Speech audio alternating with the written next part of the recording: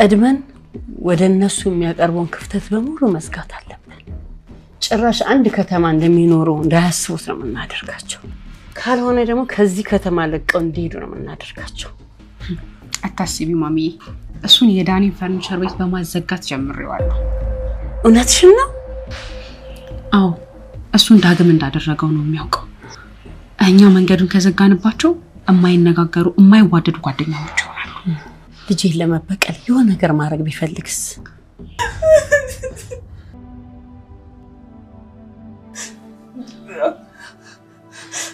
ምንድነው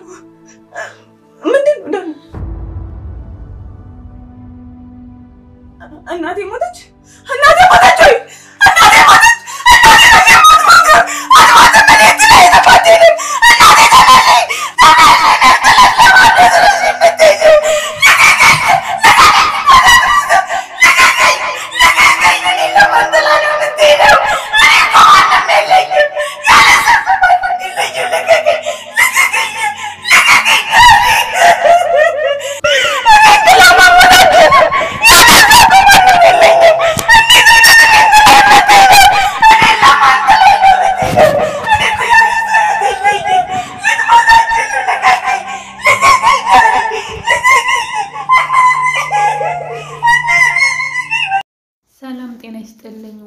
የመልስ ድራማ ቤተሰቦች እንዴት አላችሁልኝ እንኳን ወደ ቻናሌ በሰላም መጣችሁ መልስ ድራማ ክፍል 5 በክፍል 5 እንግዲህ የቤዚ እናት ሞታለች ምክንያቱ ደግሞ የቀድሞ ፍቅረኛዋ ነው ማለት ነው እና ቤዚ ላይ በጣም ብዙ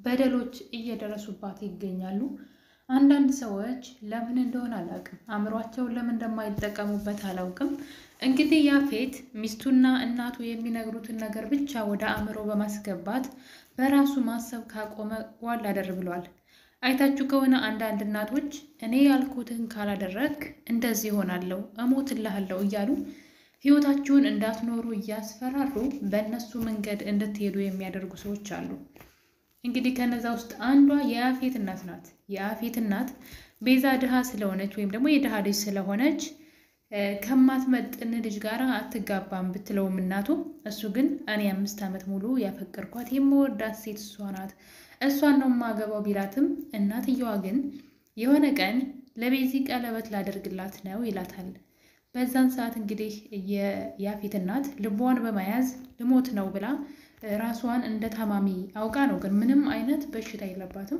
ራሷን እንደ ታማሚ ትቆጥርና ያዙ ልቀቁ ትላለች እናም እንግዲህ እሱም ከምትሞትብኝ እናቴ ብሎ ነገሩን ይተዋል ማለት ነው በመጨረሻ ግን አንድ የምታቃቸው ሰውዬ ልጅ በጣም ሀብታም ሰውዬ ናቸው የሳቸው ልጅ በማምጣት እሷን እንዲያገባ እንግዲህ ያደርጋሉ ነፂን ማለት ነው እሱ ግን ለናቱ ሲል አገባት ልጅቷን ሳይወዳት አገባት እናትና ምራት ግን የመጨረሻ የለየላቸው ተንኮለኞች ናቸው እንግዲህ ለቤዛ የሰርጉ ቀን ቤዛ ሰርጉን መታ እንድታይና እንድትታመም እንግዲህ አታቅም ማታቸው ብለው የሄደችው ፍቅረኛዋ ነው በቀጣይ ጧት ላይ መጥሪያ ይላከላት እሱ ሳይሆን እናትየዋና እቺ አዲሷ ሙሽራ ምራት ተብየዋ ማለት ነው እንጂ በፍጹም እሱ አይደለም እሱን አይታ እንድትጎዳ ነው እንግዲህ የሰርግ የጥሪ ወረቀት ይልኩላታል ያንን ሁሉ ህመም ችላ ዝም አለች ጭራሽ ለምን ዝም አላችሁ በሚመስል መልኩ ደግሞ በቤዛ እናት ስልክ አስደውለው ያፌት መዝናኛው ጋር ጠብቀኝ ማታ በዚህ ሰዓት በማለት ከዛ በመጨረሻ ግን ወንበዴዎች ደግሞ በጩቤ እንዲወጉት ይቀጥራሉ እንግዲህ ነፂም ተባለው አዲሷ ሚስት ማለት ነው ያፌት ጋር ትደውልና ለምን ማታ ቤት አብረን አንገባም ትለዋለች እሱ ግን የሆነ ስራ ቦታ ነው ያለውት ይላታል እሺ በቃ ስትወጣ ደውልልኝ በማለት የት እንደሚሄድ ስለምታውቅ እሷ ስለሆነች የቀጠረቻቸው ሰዎችን እነዛ እንዲወጉት በጩቤ እናም እሷ ያለችበት ቦታ እሱ ይመጣል እሷ ታውቃለች እዛ እንዲመጣ ስላስቀጠረችው በዛ ሰዓት የት እንደሚሄድ ታውቃለች ስለዚህ እሷም እዛ ቦታ ትገኛለች እናም እንግዲህ ሁለት ሰዎች በመምጣት የቀድሞ የፍቅረኛ እናት ሰላም ታልካለች በማለት በጩቤ ሊወጉት ስለቱን ሲያወጡ እሷ ሄዳ ትገባለች ማለት ነው እንግዲህ ላንተ ስል ምንድነው ራሴንም ምን አልኩ ምናምን የሚል ዘፈን አለ ለማንኛውም በቃ ላንተ ስል ዋጋ ከፈልኩልህ አይነት ማለት ነው ሄዳ እሷ በጩቤ ጫር ያደርጓታል እሷ ናት የቀጠረቻቸው ሊጎዷት አይችሉም እና እንግዲህ በዚህ የተነሳ ከዛ በኋላ ግን የዳጊ ወይም ደግሞ የቤዚ እናት እሷ ናት ያስወጋችን ብላ ትነግረዋለች ማለት ነው። እናም እሱ ተናዶ ወደ ቤት በመሄድ የቤዛ እናትና ቤዚ ደግሞ ራት ሊበሉ አቅርበው እየተጫወቱ ከእናትና ልጅ ጉዴቷን ሁሉ የተደረገባትን ነገር ሁሉ ቻል አድርጋ ከእናቷ ጋር በፍቅር እየኖረች ነበረ። ቤዛ ድንገት በራቸውን ከፍቶ ይገባና እናቷ ላይ ጣቱን በመቀሰር ስላሳለፍነው ስለ ልጅሽ ፍቅር ብዬ እንጂ አሳስርሽ ነበረ ሚስቴንና እኔን ለማስወጋት ያደረግሽውን ነገር ብሎ እናቷ ሲናገር እንግዲህ የቤዛ እናት ባለችበት ቀጥ ነው ያለችው። የደም ግፊት ስላለ የልብ ህመም ስላለባት ባለችበት ነው የሞተችው ወዲያው ማለት ነው። እሱ ግን የሚያውቀው ታሪክ የለም። እሱን ተናግሮ ወጥቶ ሄዷል። እናትየዋ ግን ራሷን ትስትና ቤዛም እንግዲህ እናቷን ዙራ ስታያት ወድቃ ታገኛታለች። እናም እናቷ በዛው ትሞታለች። እሱ ግን የሚያውቀው ታሪክ የለም። ከዛ በኋላም ወደ ነሱ ቤት ብቅ አላለም። እና እንግዲህ በዚህ ሁኔታ እያሉ ነበረ የቤዛና የያፌት ጓደኛ የልብ ጓደኛቸው ያፌት ጋር ደጋግሞ ይደውል ነበር እናቷ ስትሞት ማለት ነው። በሱ ምክንያት ነው የሞተችው። ወዲያው ነበር የሞተችው። ሲደውልለት ግን ነፂ ታየውና የአሁኑ ሚስቱ ማለት ነው ሁለቱንም በዚህም ሁለት ስልክ ነው ያለው። በሁለቱ ስልክም ሲደውልለት ብሎክ አደረገች። ሜሴጁን አጠፋች። እንዳይገናኙ አደረገች። እንግዲህ ያፌትም ሲደውልለት ጭራሽ ብሎክ ያደርገዋን ጓደኛውም እንግዲህ ብቻውን ያችን ልጅ ሀዘኗን ራሷን ስታ ሆስፒታል ሁሉ ስንት ቀን ተኝታ ነገሮች እንደዛ እያሉ ነበረ። እንግዲህ ሌላ ተንኮል ደግሞ ምራትና አማት ይጀምራሉ። እሱም ምንድነው አሁን እንግዲህ ከቤዛ ጋር ያለውን ግንኙነት እስከ መጨረሻው አቆራርጠናቸዋል። መቼም አብረው አይሆኑም። ነገር ግን አንድ ነገር ማድረግ አለብን። ያፌትና ዳጊ የሚባል ጓደኛ አላቸው።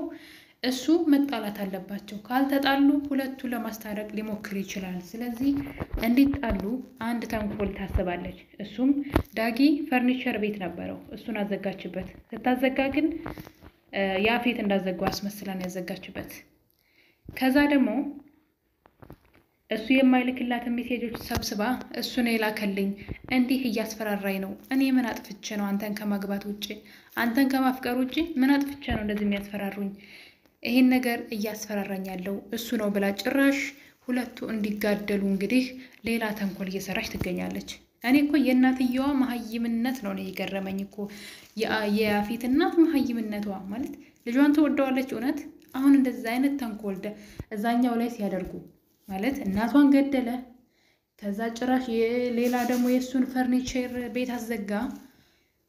ከዛ ደግሞ እየሰደበኝ ነው እያስፈራራኝ ነው ብላ በኮሜንት ደግሞ ስትነግረው ማለት በሜሴጅ ይሄን ነገር ስትነግረው ሂዶ ከሱ ጋር ቢጋደል ምን ጥቅም ታገኛለች? እናትየዋ ራሱ የገዛ ልጇ ማለት ነውና እሱ ያላደረገውን እንዳደረገ እያደረጉ እንግዲህ እርስ በርስ እንዲጣሉና ተቆራርጠው እንዲቀሩ እንዳይጠያየቁ። ምክንያቱም የሚቀራረቡ ከሆነ ሁለቱን የቀድሞ ፍቅረኛ ማሞቾችን ሊያቀራርብ ይችላል ብለው ስለፈሩ መሰለኝ እንግዲህ እና ተንኮል እኔ እንደዚህ አይነት ተንኮል አይቻላል።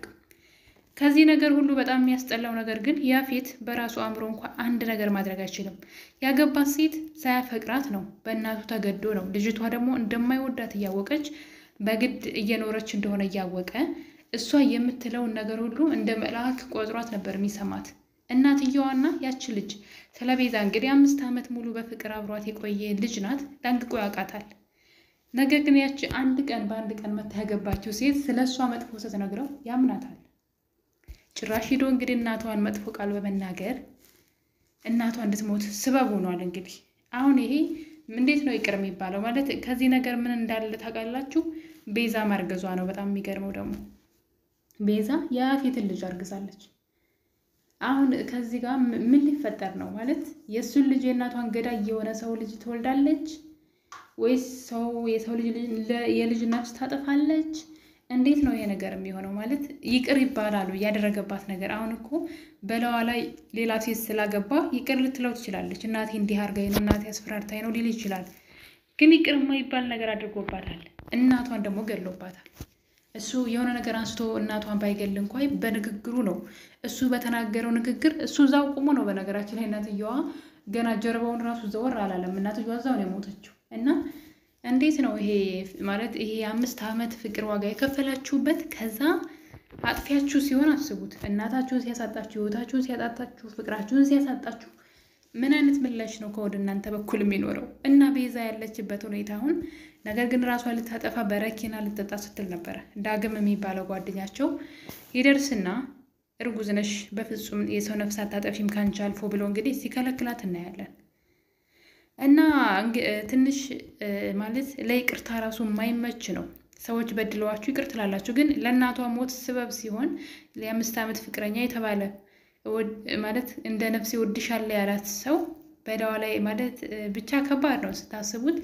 በላዋ ላይ ሌላ ሴት ማግባቱ እሱ እንዳለ ይቅርታ ሊባል ይችላል ማለት ይቅርታ ይባላል።